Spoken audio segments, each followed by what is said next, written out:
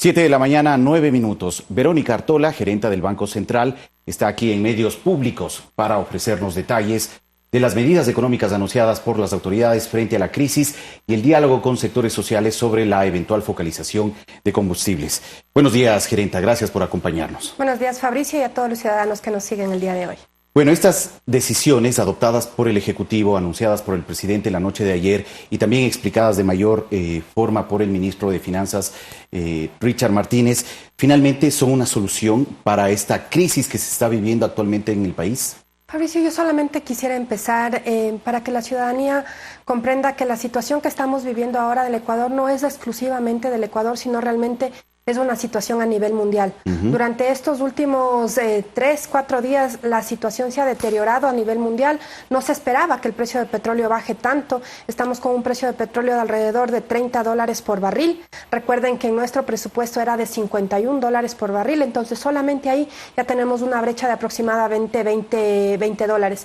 Y el coronavirus, esta enfermedad que la verdad no debería causar tanta conmoción, pero está causando totalmente, por ejemplo, nuestros productos. Tenemos un buen porcentaje de banano que exportamos a Italia, que está en este momento detenido, que no puede entrar a Italia. También tenemos nuestro camarón, que tiene que entrar a China, que lamentablemente no está entrando tampoco, por justamente estas circunstancias. Entonces, más allá de eso, creo que es un problema estructural mundial. Todos los organismos internacionales, las previsiones de crecimiento económico la han puesto a la baja, y eso no nos exime a nosotros de Ecuador. Recordemos que para el tema de precio del petróleo somos tomadores, somos un país pequeño que no puede influir en estas decisiones y eso nos afecta. En esa línea nosotros como gobierno nacional, como gobierno responsable, hemos tomado algunas medidas que creemos que en este corto plazo sí pueden ayudar a sostener sobre todo la situación fiscal. ¿Pero qué se requeriría para más adelante, teniendo en cuenta que para este corto plazo, como usted lo ha mencionado, podrían estas medidas eventualmente dar un respiro al país? Nosotros desde Banco Central lo que estamos viendo es que el tema de sostener la Reserva Internacional, de medidas para cuidar justamente la Reserva Internacional es importante. Lamentablemente, Fabricio, esperar que en este momento aumenten exportaciones para tener más recursos de la Reserva es difícil. Tener más inversión extranjera directa también va a ser difícil en estas circunstancias. Por eso uno de los temas y medidas importantes es el renegociar la deuda externa, renegociar las condiciones que tenemos con algunos acreedores, y en el cortísimo plazo también hay bancos de inversión, fondos internacionales que están dando créditos justamente para enfrentar estas circunstancias, y tratar de acceder a eso creo que es lo más importante en este corto plazo, hablando corto plazo hasta junio, julio de este año, para ordenar un poco la casa. En este mes de marzo tenemos unas salidas para honrar deuda externa, deuda que el 85% no fue contraída por nosotros como gobierno, pero siempre hemos dicho que vamos a ser responsables en pagar, entonces necesitamos un poco ver por ahí los recursos que nos ayuden. Bueno, esta situación económica mundial del mercado de petróleo ha afectado también otros indicadores muy importantes para poder estimular la inversión extranjera. Me refiero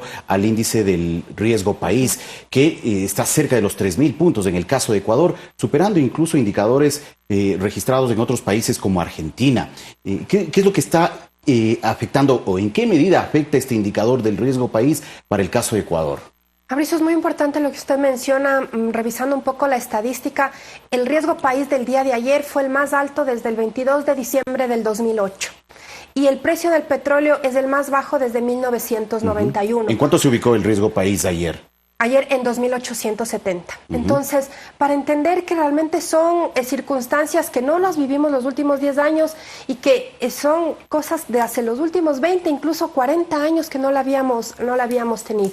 ¿Cómo afecta? Para que se entienda, el riesgo país es el indicador que a mí me dice qué tan riesgoso justamente soy como Ecuador para honrar mis deudas. Y cuando eres más riesgoso, lo que hacen los bancos internacionales, los fondos, es ponerte una tasa de interés más alta. Entonces, en este momento, salir para endeudarnos al mercado internacional es costoso, y no solamente afecta al gobierno, al sector público, sino también al privado.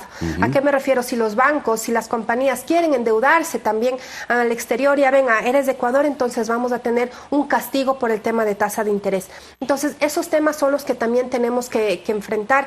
Tenemos algunas operaciones que están en carpeta. Ya en el mismo diciembre del año pasado teníamos operaciones que, cuando pasó lo de octubre, ya se deterioraron las condiciones que no pudimos acceder a esos créditos y ya en este momento incluso es peor. Y recordemos también que en lo que pasó en octubre también ya nos generó una sensación negativa del país. Claro. Solamente para recordar, 821 millones perdimos por el paro de octubre y eso lo único que ha hecho es lamentablemente irse deteriorando durante estos días. Y durante estos 4 días incluso más, y por eso era importante las medidas que el señor presidente el día de ayer anunció para arreglar la situación fiscal. Las autoridades del día de ayer también explicaban la necesidad frente a todo este escenario que se está viviendo en el país y de forma general en el mundo. Es necesario impulsar la aprobación de ciertas leyes que permitan finalmente también la fluidez de recursos económicos, entre ellos el Código de Planificación y Finanzas Públicas. El día de hoy está previsto que el Frente Económico, el ministro de Economía y Finanzas, Richard Martínez, a la cabeza, mantenga una reunión con las autoridades de la Asamblea Nacional para poder establecer un diálogo a nivel político que permita allanar la aprobación de esta ley, de este Código de Planificación y Finanzas Públicas. ¿Qué permitirá ese cuerpo legal? Fabricio, el Código de Finanzas Públicas realmente es un tema que lo ha estado liderando el ministro Martínez. De esa reunión, entiendo, va a ser el ministro Martínez como ministro de Finanzas con la Asamblea. Como usted bien lo menciona, hay algunas reformas estructurales que necesitamos pasar, que lamentablemente también en el mes de noviembre se archivaron, y entre esas es el Código de Finanzas Públicas y el Código Orgánico Monetario Financiero. Y en eso sí le puedo decir un poco más, que es lo que corresponde a Banco Central. Necesitamos la autonomía y la independencia del Banco Central. Y ahora lo estamos viendo con más intensidad. ¿Por qué? Porque si yo en este momento necesito, como mencionaba, tener un crédito de contingencia como Banco Central, acceder a bancos de inversión, no sé, hacer operaciones con los activos que yo tengo como Banco Central, no lo puedo hacer inmediatamente. ¿Por qué? Porque tengo que pasar por la Junta de Regulación que me apruebe las políticas de inversión de mis activos. Hay por un ejemplo. Limitante ahí. Entonces hay un limitante que es lo que nosotros lo hemos dicho siempre, no era por algunos fantasmas que estaban detrás, que queremos hacer lo que quiera, nada que ver, sino que es justamente para estos momentos de crisis que el Banco Central necesita ser esa entidad técnica, autónoma, que tome las decisiones de manera independiente. ¿Y esos aspectos no se están incluyendo en este Código de Planificación y Finanzas Públicas? No, esos aspectos se los incluiría posteriormente en el Código Monetario Financiero, una vez que esta reforma de lo que el presidente mencionó el día de ayer, incluso sería una económica urgente, que aproximadamente son 30 días, 45 máximo en días laborables para que apruebe la Asamblea.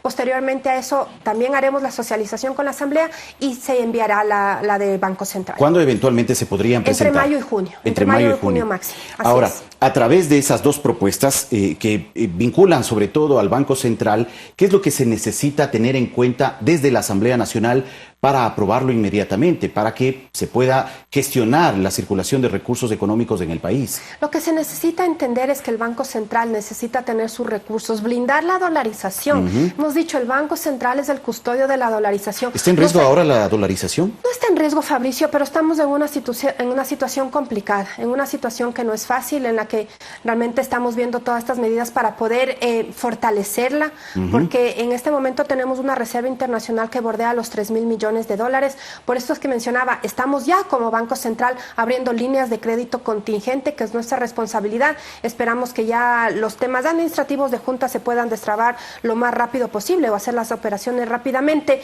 Pero es eso lo que necesitan los asambleístas de entender, que el Banco Central necesita tomar decisiones autónomas con un directorio autónomo nombrado entre la Asamblea y el Ejecutivo. Que se pueda hacer esta rendición de cuentas, pero sobre todo blindar la dolarización, blindar las reservas internacionales para que sean fuertes y que en este momento de crisis no estemos justamente en el problema de qué podría pasar. Claro, la iniciativa legal se presentará ya en las próximas semanas y sin duda esta no solamente es responsabilidad desde el lado del Ejecutivo. Ahora, lógicamente, se requiere de ese apoyo desde el ámbito del legislativo para poder allanar la aprobación de esos cuerpos legales y finalmente también dar ese escenario y esa estructura que requiere el Banco Central y las instituciones del país para poder enfrentar esta situación. Fabricio, y eso es importantísimo lo que acaba de decir, responsabilidad y corresponsabilidad de todos los ecuatorianos en este momento, del Ejecutivo, del Legislativo, de la función de transparencia y control social, de los GATS, de la ciudadanía, de los empresarios, de todo el mundo, porque si bien queremos mandar unas leyes que eran importantes, que tal vez podemos dejar de lado los errores que se cometieron en comunicación, en socialización, etcétera. Pero necesitamos, y este momento es, más allá de pensar en mi puesto político, en mi interés político también, pensando en un futuro cercano de elecciones. Estamos en un ámbito preelectoral, ¿no? Exactamente, es que estas son las reformas que necesita el Ecuador, estas son las medidas que necesita el Ecuador en este momento.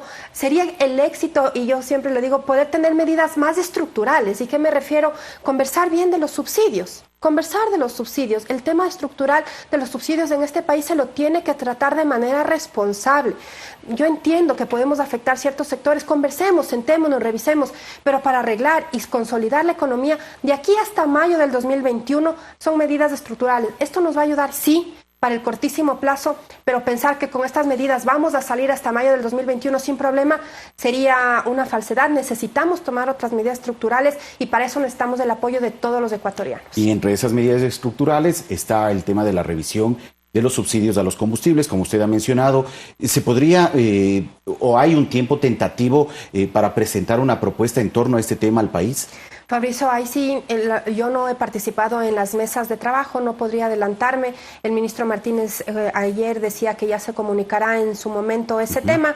Lo que yo puedo decir es que desde el punto de vista de autoridad monetaria, como este ente asesor, rector, técnico que ve la economía un poquito más arriba, sí podemos decirles que la economía en este momento está en una situación complicada, que las medidas tomadas son importantes, pero necesitamos sentarnos todos a la mesa para tomar medidas estructurales que nos ayuden a salir en el Ecuador. Economista Artola, ya para cerrar esta entrevista, ¿qué mensaje transmitir a los ecuatorianos, a los servidores públicos sobre todo, quienes están ahora enfrentando estas decisiones que se han adoptado desde el lado del Poder Ejecutivo, desde las autoridades, y que de una u otra forma también están generando cierta preocupación entre ellos? Porque se han anunciado temas de fusión de empresas, eliminación de instituciones, entre ellas la propia empresa de medios públicos donde nosotros nos encontramos ahora.